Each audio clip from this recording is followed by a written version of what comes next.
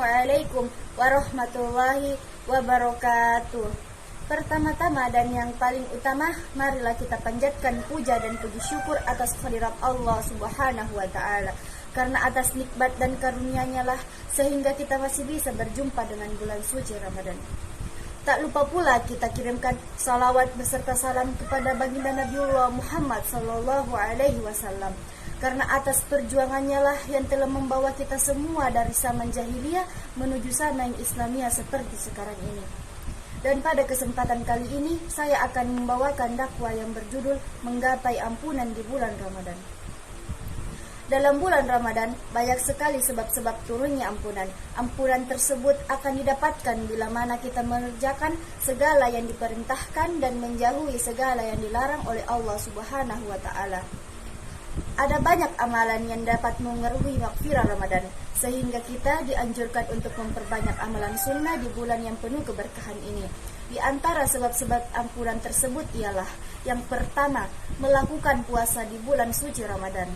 Rasulullah Shallallahu Alaihi Wasallam bersabda, barang siapa yang berpuasa pada bulan Ramadan karena iman dan mengharap pahala Allah, niscaya ia diampuni dosanya yang telah lalu.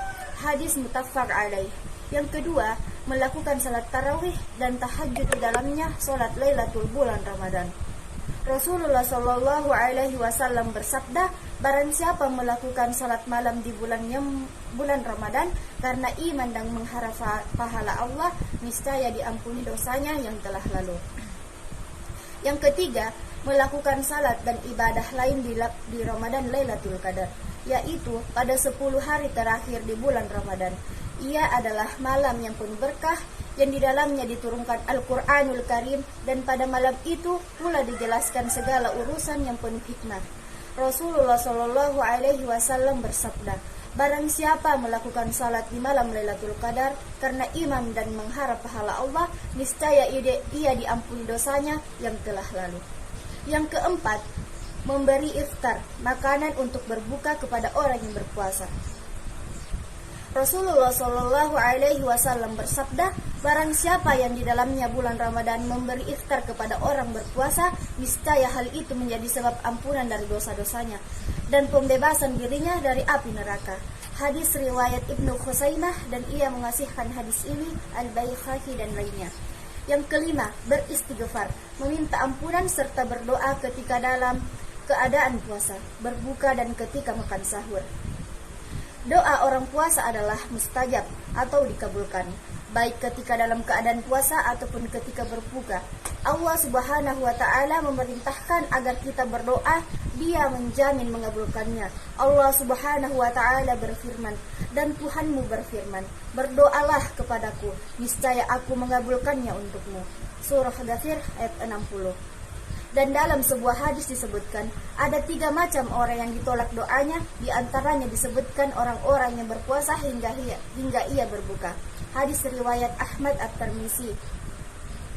Karena itu, hendaknya setiap muslim memperbanyak zikir, doa dan istighfar di setiap waktu, terutama pada bulan Ramadan ketika sedang berpuasa, berbuka dan ketika sahur. Di saat turunnya Tuhan di akhir malam, Nabi Shallallahu Alaihi Wasallam bersabda, Tuhan kami yang maha suci dan maha tinggi turun pada malam ke langit dunia, yaitu ketika masih berlangsung sepertiga malam yang akhir seraya berfirman, barang siapa berdoa kepadaku, niscaya aku kabulkannya untuknya.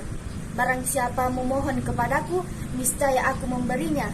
Dan barang siapa memohon ampunan kepadaku, niscaya aku mengampuninya. Hadis riwayat Muslim. Yang keenam, di antara sebab-sebab ampunan yaitu istighfar, permohonan ampun para malaikat untuk orang-orang berpuasa sampai mereka berbuka. Demikian seperti disebutkan dalam hadis Abu Hurairah di muka yang diriwayatkan oleh Imam Ahmad. Jika sebab-sebab ampunan bulan Ramadan demikian banyak, maka orang tidak mendapatkan ampunan di dalamnya adalah orang yang memiliki seburuk-buruk nasib. Kapan lagi ia mendapatkan ampunan jika tidak diampuni pada bulan ini? Kapan dikabulkannya permohonan orang yang ditolak pada saat Lailatul Qadar? Kapan baiknya orang yang tidak menjadi baik pada bulan Ramadan? Dahulu ketika datang bulan Ramadan, marhaban ya Ramadan, umat Islam senantiasa berdoa, ya Allah, Bulan Ramadan telah menaungi kami dan telah hadir, maka serahkanlah ia kepada kami, dan serahkanlah kami kepadanya, dan karuniailah kami kemampuan untuk berpuasa dan sholat di dalamnya. Karunia kami di dalamnya sesungguhnya semangat, kekuatan, dan sikap rajin, dan lindungilah kami di dalamnya dan berbagai fitnah. Dan mungkin cukup sekian dakwah yang dapat saya sampaikan. Syukran. Wassalamualaikum warahmatullahi wabarakatuh.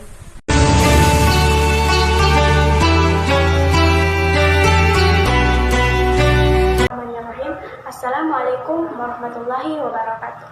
Alhamdulillah, wassalatu ala rasulillah wa ala alihi wa sahbihi wa man wa'ala.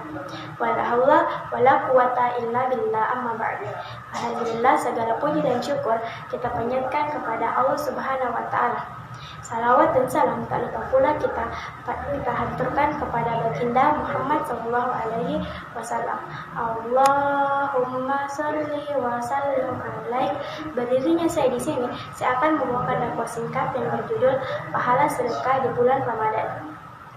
Saudara-saudara yang dimuliakan oleh Allah Subhanahu wa ta'ala, bulan Ramadan adalah bulan di mana Allah memberikan kepada kita kesempatan untuk memperbanyak amal, juga memperbanyak ibadah. Sehingga Rasulullah SAW memberi kita contoh berbagai macam bentuk ibadah.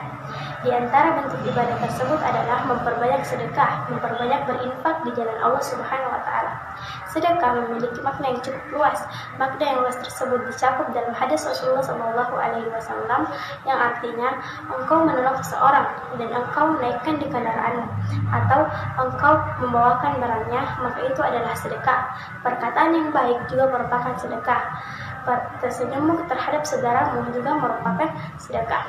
Maka sedekah memiliki makna yang luas, makna yang umum, di mana seluruh kebaikan yang kita berikan kepada orang lain termasuk dalam makna sedekah.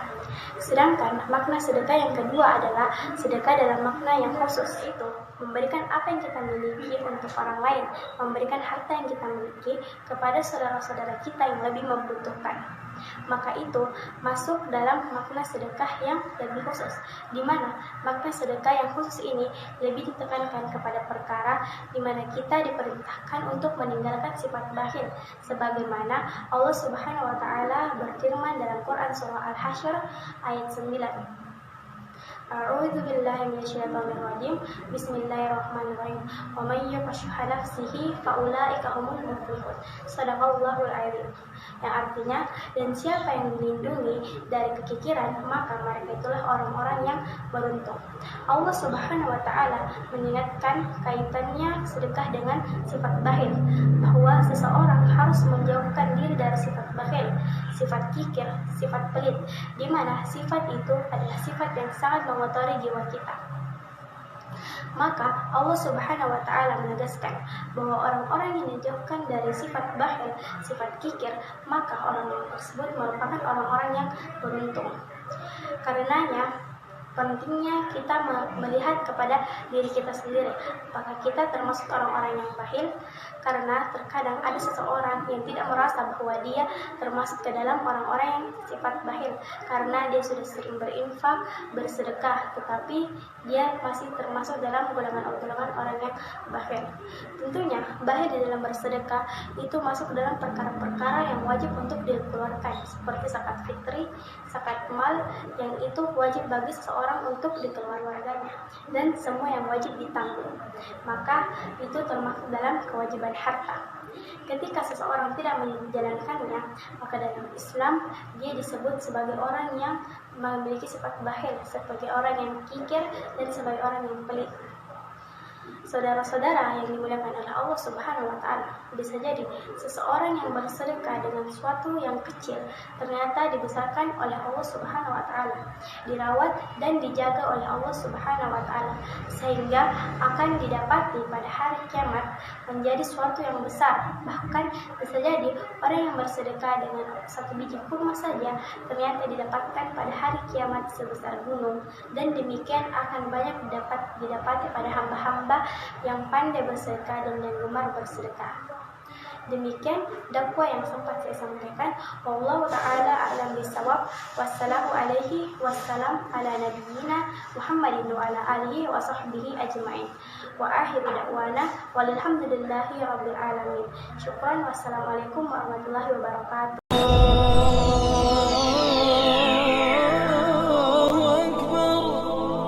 Assalamualaikum warahmatullahi wabarakatuh. Alhamdulillahi rabbil alamin. Wassalatu wassalamu ala asyrafil mursalin wa ala alihi wa sahbihi ajma'in, amma ba'd. Segala puji beserta syukur marilah kita panjatkan kepada Allah Subhanahu wa taala yang telah memberi kita beribu-ribu nikmat ini. Tak lupa salawat beserta salam tercurahkan kepada Nabi Allah Muhammad sallallahu alaihi wasallam. Allahumma shalli wa sallim alaihi.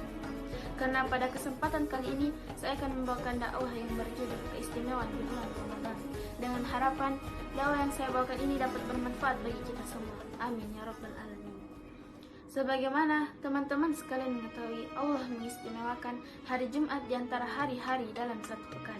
Sebagaimana Allah mengistimewakan sekian banyak makhluknya di antara makhluk yang lain, begitu juga dengan mengistimewakan bulan Ramadan di antara bulan-bulan yang lain. Seolah-olah kedudukan bulan Ramadan ini, kata ulama, seperti kedudukan Nabi Yusuf alaihissalam di antara saudara-saudaranya di sisi Nabi Yakub. Sebagaimana Nabi Yakub alaihissalam mencintai anaknya yaitu Nabi Yusuf alaihissalam, dan begitu pula Allah mencintai bulan Ramadan. Keistimewaan dari bulan suci Ramadan, kalau kita membaca hadis-hadis Nabi dan perkataan para ulama tentang bulan ini, maka kita akan menemukan banyak sekali keistimewaan yang dimiliki oleh bulan Ramadan dibandingkan bulan-bulan yang lain. Walaupun semua bulan dan semua waktu itu adalah waktu yang baik, tetapi tetap saja di antara yang baik itu ada yang paling istimewa, seperti waktu malam. Maka sepanjang malam itu adalah waktu yang baik, tetapi yang paling baik adalah sepertiga malam terakhir. Sepanjang satu pekan adalah hari-hari yang baik, pada hari Senin, pada hari Kamis, dan pada hari-hari yang lain. Tetapi pemimpin para hari Sayyidul Ayyam adalah hari Jumat. Seperti Nabi adalah hamba-hamba yang baik dan hamba-hamba yang istimewa di sisi Allah Subhanahu wa taala. Tetapi pemimpin para nabi Sayyidul Anbiya dan Rasulullah SAW. Begitu juga semua bulan adalah bulan yang baik, tetapi yang paling istimewa dan pemimpinnya para bulan adalah Ramadan. Sehingga di dalam banyak hadis Nabi menyampaikan keistimewaan yang mudah-mudahan kalau kita belajar tentang keistimewaannya, kita jadi tahu kenapa kita harus bersyukur ketika kita mendapatkan kesempatan bertemu dengan bulan suci Ramadan yang dirahmati Allah Subhanahu wa taala. Pada kesempatan kali ini saya akan sharing kepada teman-teman tentang keistimewaan bulan suci Ramadan. Yang pertama, bulan suci Ramadan adalah bulan yang di dalamnya diturunkan Al-Quran, sebagaimana Allah berfirman dalam surah Al-Baqarah ayat 185. A'udzu billahi minasyaitonir rajim. Bismillahirrahmanirrahim. Syahrul Ramadan alladzi unzila fihi al-Qur'an hudan lin-nasi wa bayyinatin minal huda wal furqan. Faman shahida minkum ash-shahra falyasum. وما كان مريضا أو على سفر فعدة من أيام أخر يريد الله بكم اليسر ويريد بكم العسر ولتكملوا العدة ولتكبروا الله على ما هداكم ولعلكم تشكرون. صدق الله العظيم. Bulan Ramadan adalah bulan yang diturunkan di dalamnya Al-Quran dan kitab-kitab para nabi yang lain. Sehingga di dalam bulan itu Allah turunkan kemuliaan-kemuliaan berupa ayat-ayatnya, firman-firmannya, dan kalam-kalamnya. Siapapun yang memahami tentang keistimewaan ini, maka dia akan mengisi Ramadannya dengan Al-Quran, yaitu bertadarus. Yang kedua adalah bulan yang Allah pilih untuk Allah turunkan di dalamnya salah satu di antara rukun Islam, yaitu ibadah puasa. Allah Subhanahu wa taala berfirman, "Hai orang-orang yang beriman, telah diwajibkan bagi kalian berpuasa seperti telah diwajibkan kepada orang-orang sebelum kalian, supaya kalian menjadi orang-orang yang bertakwa." Ini menunjukkan bahwa bulan Ramadan adalah bulan yang istimewa, sehingga Allah memilihnya di antara 12 bulan untuk menjadi bulan yang di dalamnya Allah wajibkan ibadah puasa untuk satu bulan. Sehingga siapapun yang berpuasa pada bulan ini, maka dia akan mendapatkan keistimewaan dari Allah Subhanahu wa taala sebagaimana sabda Rasulullah sallallahu alaihi wasallam. Siapa yang berpuasa di bulan Ramadan dalam keadaan beriman dan mengharapkan pahala di sisi Allah, maka Allah akan mengampuni seluruh dosa-dosanya. Kemudian yang ketiga, kalau kita membaca beberapa hadis Nabi yang lain mengatakan bahwa bulan Ramadan itu adalah bulan taubat dan bulan ampunan. Nabi Shallallahu Alaihi Wasallam mengatakan, setiap malam rahmat Allah memerdekakan manusia dari api neraka. Dan kita berharap di antara sekian banyak malam Ramadan itu ada satu malam yang Allah menyebutkan nama kita termasuk orang-orang yang terbebas dari api neraka, karena dihapuskan semua dosa-dosanya. Di antara sekian banyak keutamaan bulan Ramadan yang disampaikan Rasulullah Shallallahu Alaihi Wasallam, di antara masih banyak hadis-hadis yang lain yang disampaikan Nabi tentang keistimewaan Ramadan adalah bulan yang paling istimewa, sehingga siapa yang bertemu dengannya dan menghabiskan waktunya dengan ibadah kepada Allah, maka dia menjadi orang yang paling istimewa juga di sisi Allah di antara hamba-hambanya. Demikianlah dakwah yang dapat saya sampaikan, kurang dan lebihnya mohon dimaafkan. Wassalamualaikum warahmatullahi wabarakatuh.